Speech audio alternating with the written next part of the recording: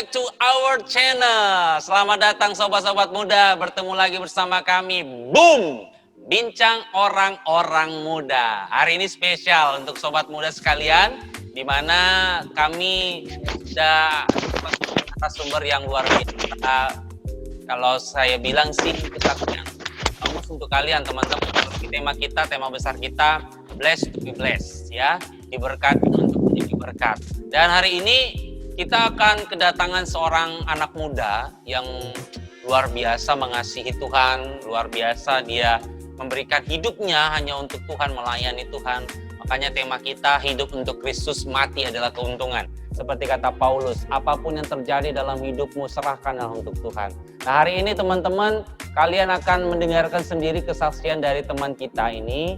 Dia, kalau teman-teman bergabung di KPS Mania, dia ini hampir-hampir samalah dengan saya, selalu memberikan firman Tuhan setiap paginya, ya. Jadi kalau kalian lihat di KPS Mania WA Group, ya, di khususnya ya di WA Group, ada dua orang yang selalu sering memberikan sharing firman Tuhan. Yang satunya ini dia, Budi Kristianto. Selamat malam Budi. Halo Budi, selamat malam. Iya. Selamat malam Bang. Kabarnya Budi? Puji Tuhan luar biasa. Mantap. Saya dengar Budi ini sekarang kuliah ya? Di mana Budi? Kuliah? Di STTIP. Oh, kuliah di STTIP semester 2. Oke, semester 2. Saya ini kenal sama Budi ini waktu itu sempat ketemu di Prabu Muli kalau nggak salah satu gereja. Saya menyampaikan seminar, saya kenal sama Budi dan dia cerita singkat tentang keadaan hidupnya. Memang kalau saya melihat Budi ini adalah orang yang luar biasa menurut saya. Dia boleh melayani Tuhan dalam kondisi yang ada pada saat ini dalam dirinya. Tapi oleh karena itu kami mengangkat tema hidup untuk Kristus, mati adalah keuntungan. Budi ini adalah anak kedua ya. Anak pertama dari dua bersaudara. Anak pertama dari dua bersaudara dan juga tinggalnya di mana? Di Palembang ya? Karangendah Bang. Di Karangendah. Prabu Muli Karangendah. Prabu Muli Karangendah. Nah, jadi teman-teman yang ada di sekitar Prabu Muli mungkin yang dari Karangendah atau Palembang ya, mungkin nggak terlalu jauh, bisa tahulah siapa Mas Budi ini. Dan dia juga seorang mahasiswa teologi ya di STT Palembang. Luar biasa sekali. Nah, saya mau bertanya nih Budi nih. Di pertanyaan yang langsung saja ya. Budi katanya pernah mengalami suatu musibah kecelakaan.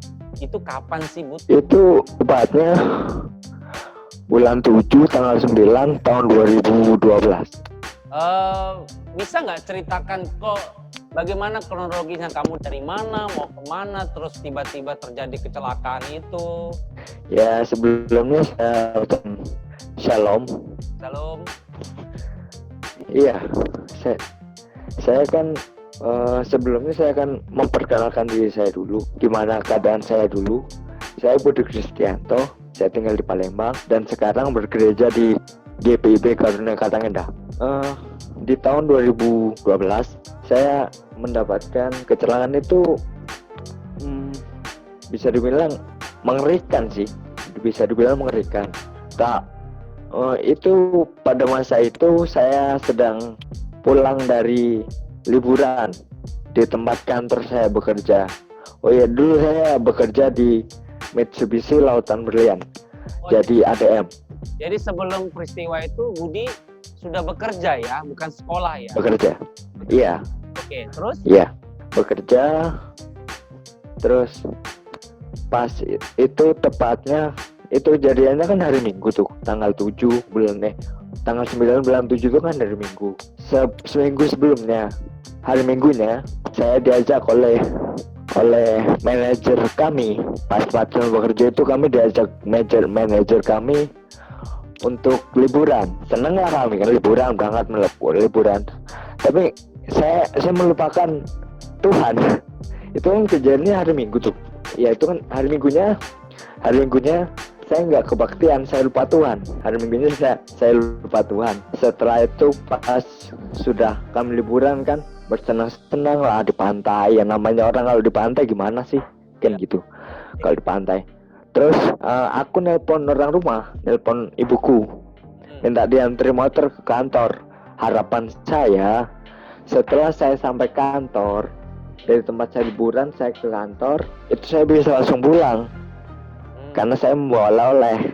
Iya, hari-hari Minggu pagi subuh saya pulang ke rumah. Kan saya sudah pulang dari Lampung. Kan saya liburannya ke Lampung.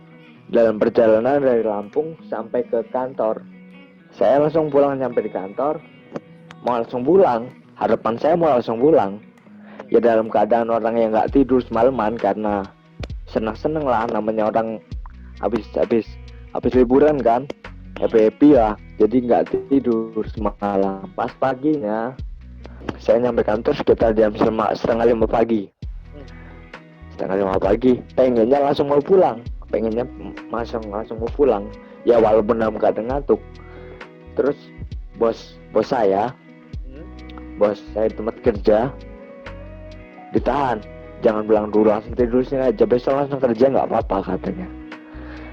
Jadi nggak usah pulang, langsung kerja aja.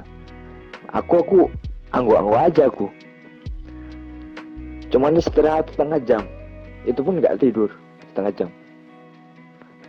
Bosnya udah tidur, saya pulang dari kantor. Itu bosnya kan tinggalnya di kantor. Ada rumah di kantor, rumah atasan. Bosnya udah tidur, aku pulang. Dalam perjalanan juga sering lembak. Nyampe di Lembak, iya daerah Lembak. Depan kantor polisi tepatnya depan kantor polisi Lembak. Saya berhenti. Kenapa saya berhenti? Karena di depan saya itu ada mobil batu bara berhenti, mogok. Niat saya itu pandang ke depan, mau lihat ke depan gimana. Ya namanya bawah pengaruh ngantuk gitu kan. Jadi penglihatan saya depan tuh kosong, sepi. Penglihatan saya depan sepi, kosong. Pas saya nyalip di depan, baru udah nyalip itu udah sampai tengah-tengah mobil batu bara. Di depan tiba-tiba ada mobil kencang kan. Nah, bingung saya, masih sempat berpikir juga. Saya masih sempat berpikir juga pada waktu itu. Daripada kalau kecelakaan, ini kalau rusak semua, motor rusak, saya nggak tahu gimana. Jadi motor saya selamatkan, saya lemparkan ke kolong batu bara. Saya lemparkan motor situ. Saya ini terpental, sayanya kena, diserempet, udah kena dari arah Bungkulu ke arah Palembang itu kan, jadi semuanya pada saat kecelakaan itu yang dihantam, saya diserempet, ditumbur, terpental di bak batu bara itu, tahantam ke bak batu bara, itu kan bersih semua tuh. Jadi tahantam, jatuh, dah nggak ingat apa-apa lagi sampai 70 hari kemudian. Oke, sebentar, saya kronologikan lagi ulang ya, karena mungkin tadi agak macet-macet. Jadi Budi ini melakukan perjalanan mau pulang ke rumah atau mau ke tempat kerja? Ke rumah, ya. Mau pulang ke rumah, tiba-tiba penglihatannya karena sudah lemah, sudah nggak tahu lagi, udah capek, mau pulang, tiba-tiba di depannya ada mobil batu bara yang mogok nih guys. Nah setelah itu dia mau belok atau mau motong mobil batu bara ini yang mogok ini, dia berhenti dulu di belakang mobil batu bara ini, sempat berhenti. Lalu ketika itu dia melihat seperti biasa kita kalau mau motong mobil itu kan lihat ke kanan dulu ya. Lalu ketika dia mau melihat ke kanan, Budi pikir ini kosong nih. Nah ketika dia pikir kosong, karena lelahnya itu, dia masuk di samping mobil batu bara yang besar itu. Nah guys, ketika dia mau jalan masuk, menyalip mobil batu bara itu, ada mobil, kalau nggak salah mobil Kijang ya. mobil Kijang lari kencang, Ya, mau nabrak si Budi. Nah, tadi sempat kita luar biasanya Budi nih, dia mau menyelamatkan motornya, dia campakkan tuh motornya, yang kena Budinya. Jadi Budi yang terpental dan akhirnya Budi mengalami luka parah yang sangat parah menurut saya, sehingga akhirnya membuat Budi harus dibawa ke UGD. Dan hasil diagnosa dokter bagaimana waktu itu Budi? Katanya Budi sempat tidak sadarkan diri itu berapa lama Budi? kalau kalau saya nggak sadar itu waktu habis kecelakaan, nggak sadarnya itu bukan kurang lebih tepat memang 70 hari 70 hari nggak sadar. 70 Itu karena sadar. 70 hari. Ya, aku tahu. Maksudnya 70 hari tidak sadar, terus apa yang dokter katakan? Ada nggak berita dari orang tua atau dari siapa gitu yang mengatakan keadaan kamu waktu itu apa sih yang dikatakan waktu itu? Karena benturan terlalu keras di kepala, Kak. Itu yang menyebabkan saya nggak bangun-bangun. Oke. Karena benturan terlalu keras di kepala. Tapi bukan gagal otak. Di kepala benturan terlalu keras. Jadi ya itulah menyebabkan. Jadi saraf saya yang kena. Karena benturan keras di kepala itu sehingga menimbulkan ada gangguan di saraf otakmu ya, yang jadi kenanya ya di saraf kepala. Iya. Waduh. Lalu waktu kamu tidak sadarkan diri itu, apalagi yang dilakukan oleh dokter? Apakah hanya setelah selesai operasi lalu kamu dikatakan belum sadarkan diri selama 70 hari? Kan sudah dibawa ke rumah sakit tuh. Sudah dibawa ke rumah sakit dari kecelakaan. Oke. Di rumah sakit kan diperiksa di rumah sakit. Diperiksa, tangan saya sebelah kiri ini patah. Kemudian kata dokter mau dioperasi tapi nunggu dia sadar dulu baru dioperasi. Ditunggu lah 10 hari kok nggak 7 hari kok nggak sadar. Ditunggu lagi sampai 10 hari. Dokter ngambil keputusan, daripada nanti kalau ditunggu terus lama lukanya nanti takutnya busuk. Kalau busuk kan diamputasi pasti. Ya pasti kan diamputasi. Jadi dalam keadaan nggak sadar itu, tangan saya terpaksa dioperasi. Jadi waktu kamu tidak sadarkan diri itu, ada dokter memeriksa lagi kondisimu ya, kondisi fisikmu. Ternyata kata dokter ada bagian khususnya di tangan sebelah kanan ya, sebelah kanan itu patah. Kiri. Oh sorry, sebelah kirinya patah. Lalu dokter bilang harus ada tindakan operasi pada waktu itu. Lah, yang biasanya adalah kenapa kok bisa dalam keadaan tidak sadar itu diambil tindakan operasi itu luar biasa loh Bu. Kamu dalam keadaan tidak sadar. Kalau abang bilang ini sudah jatuh ketimpa tangga gitu loh. Kamu lagi belum sadar dioperasi. Ini dasarnya Tuhan ini yang memelihara kamu loh Bu.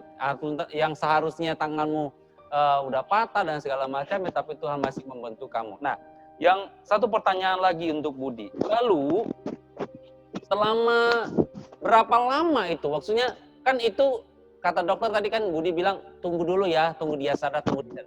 Di hari keberapa itu Budi dioperasi kalau nggak salah? Yang Budi tahu. Hari ke-10. Hari yang 10. Hari ke-10 ya? Iya. Oke, hari ke-10. Lalu setelah dioperasi tangannya Budi, apakah Budi langsung sadar? Enggak. Sudah masih dalam keadaan tidur, koma. Tunggu sadar. Sudah 50 hari. Sudah kurang lebih 50 hari.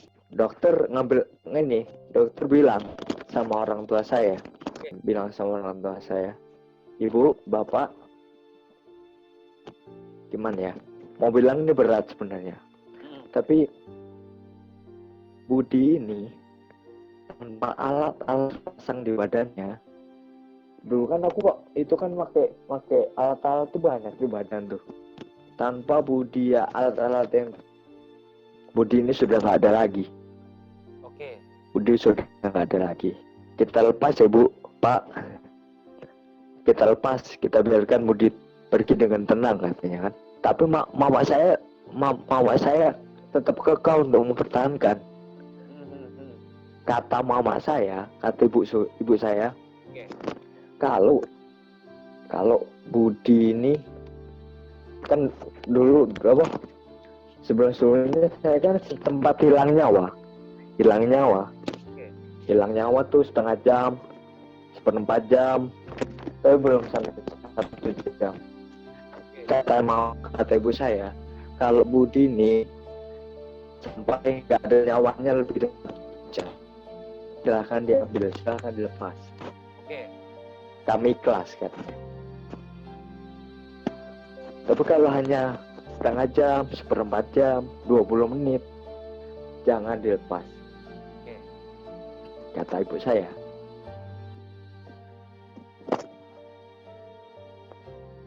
Dahsyat ya. Jadi itulah pengharapan orang tua ya Bud ya.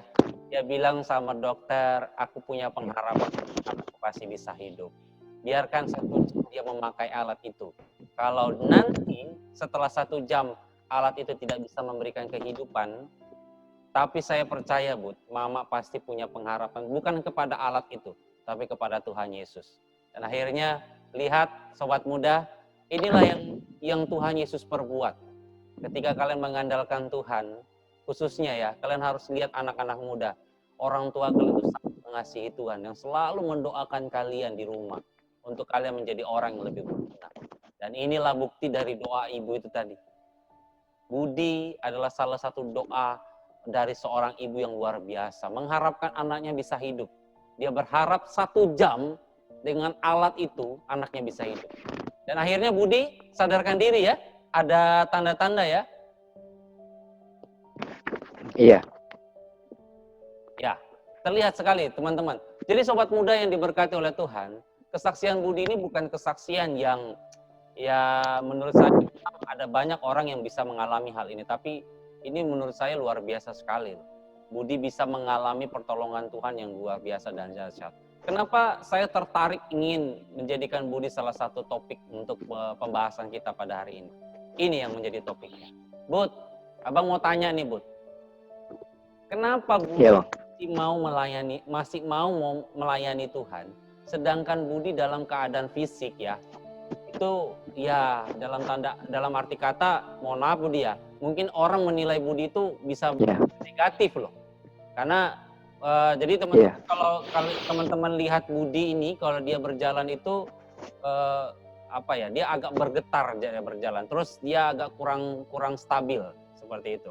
Jadi kurang keseimbangan. Benar, kurang keseimbangan. Jadi mungkin orang bisa menilai negatif terhadap Budi ini. Tapi ini pertanyaan untuk Budi nih. Kenapa si Bud masih mau melayani Tuhan? Apa nggak ilfil? Sebagai bentuk pertobatan saya, Bang. Sebagai bentuk pertobatan saya. Karena dulu saya ini orang gimana ya? Kalau dibilang baik, ya baik. Tapi baiknya di luar. Cuman dalamnya enggak. Oh. Dibilang nakal, enggak nakal. Karena saya sering-sering juga ke gereja, Bang. Saya sering ke gereja. Ikut perkutuan, kemarin gitu, ikut.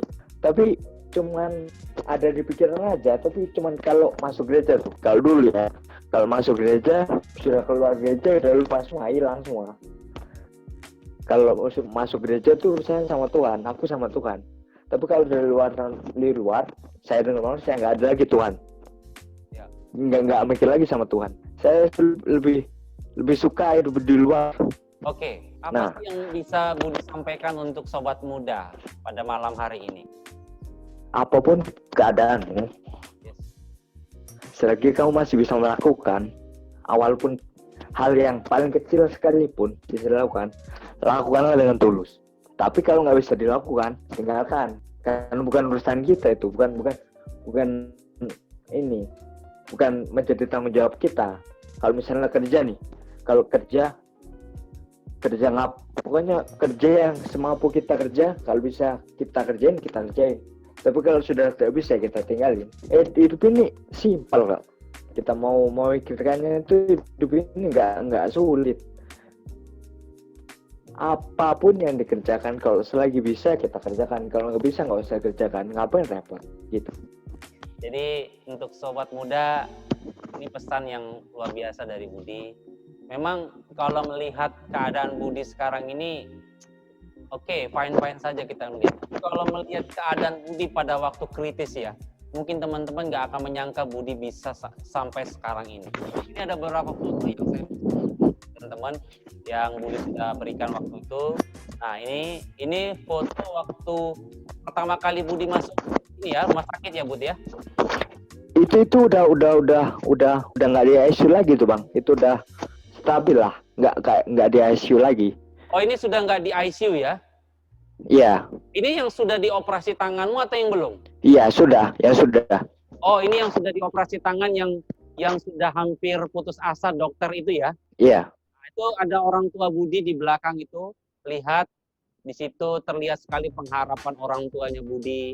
Ya luar biasa lah di situ mereka berdoa berharap anaknya masih bisa hidup, bertahan dalam setiap penderitaan itu.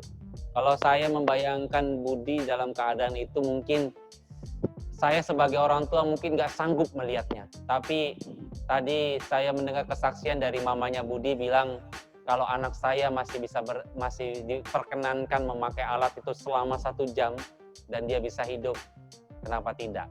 Dan itu harapan yang luar biasa. Dan akhirnya harapan itu menjadi bukti nyata. Akhirnya Budi sekarang ini bisa bersaksi buat sobat muda. Jadi sobat muda yang diberkati oleh Tuhan, mungkin Budi adalah salah satu orang dari sekian banyak anak-anak muda yang mengalami banyak hal.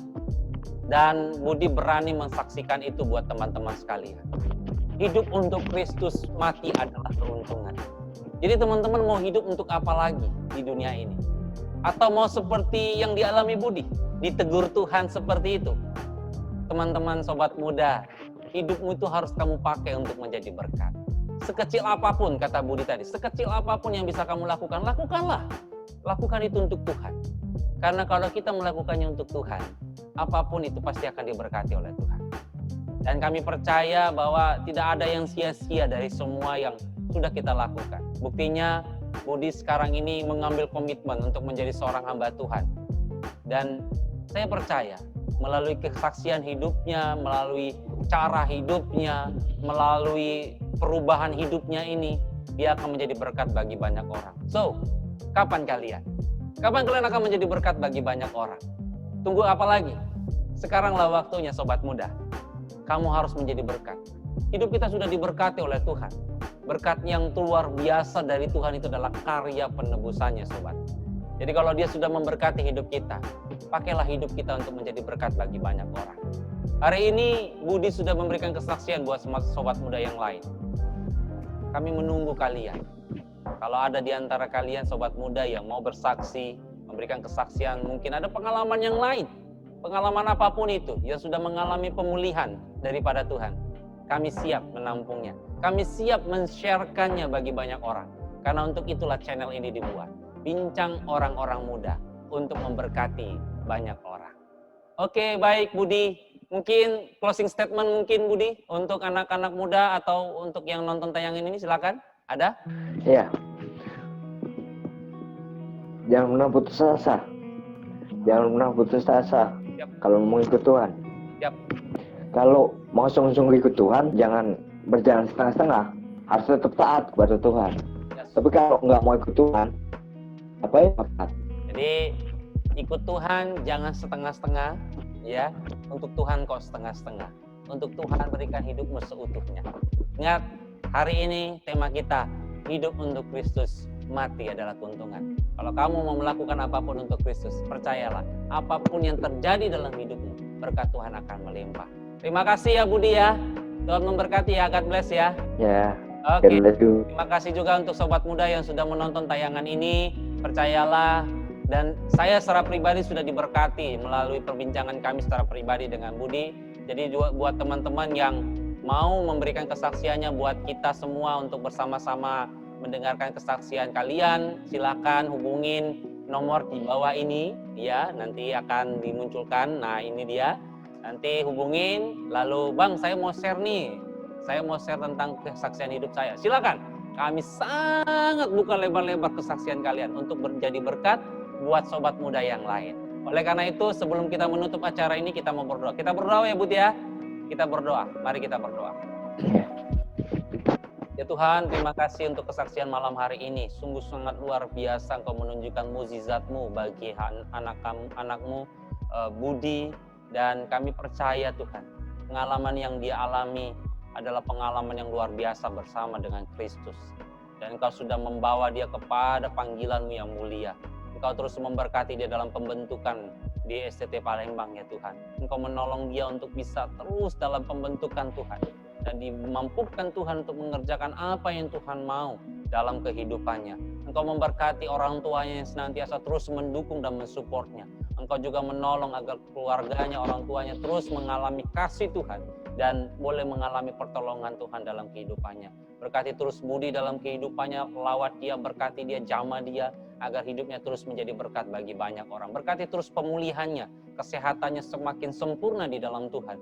Dan agar dia terus percaya bahwa dengan Tuhanlah dia boleh mendapatkan pertolongan dan pemulihan yang sempurna. Terima kasih Tuhan Yesus yang baik. Demikian juga sobat muda yang sudah mendengarkan tayangan ini. Tuhan memberkati mereka dimanapun mereka berada. Tuhan jamah mereka agar hidup mereka diberikan hanya untuk kemuliaan nama Tuhan. Dan kami percaya ketika mereka melakukan apapun yang terbaik untuk Tuhan, Tuhan akan kembalikan berkat yang berlimpah dalam kehidupan mereka. Untuk itulah kami dipanggil, diberkati untuk menjadi berkat. Berkati terus channel ini Tuhan, berkati terus acara ini, biar kiranya melalui acara ini banyak orang dimenangkan dan banyak orang diberkati. Terpujilah Engkau Tuhan, dalam nama Yesus kami bersyukur dan berdoa. Amin. Oke sobat muda yang diberkati oleh Tuhan, terima kasih sudah menonton tayangan ini. Saksikan kami terus di hari Minggu pukul 20.30 tentunya sampai 21.00, dan kami akan terus menayangkan hal-hal yang menarik untuk kalian sobat muda untuk menjadi berkat buat kalian semua. Satu pesan saya, jadilah pribadi yang menjadi berkat. Ketika engkau sudah merasakan berkat daripada Tuhan, jangan kau simpan berkat itu sendiri, berikan kepada banyak orang agar banyak orang mengenal kasih Kristus. Salam dari saya Ricky Sitindaun, dan untuk teman-teman ketemu lagi dengan kami di acara Bincang Orang-Orang Muda, atau lebih kita kenal Boom. Shalom. Jesus, you're the one and only who can see through the wall. You know who I am.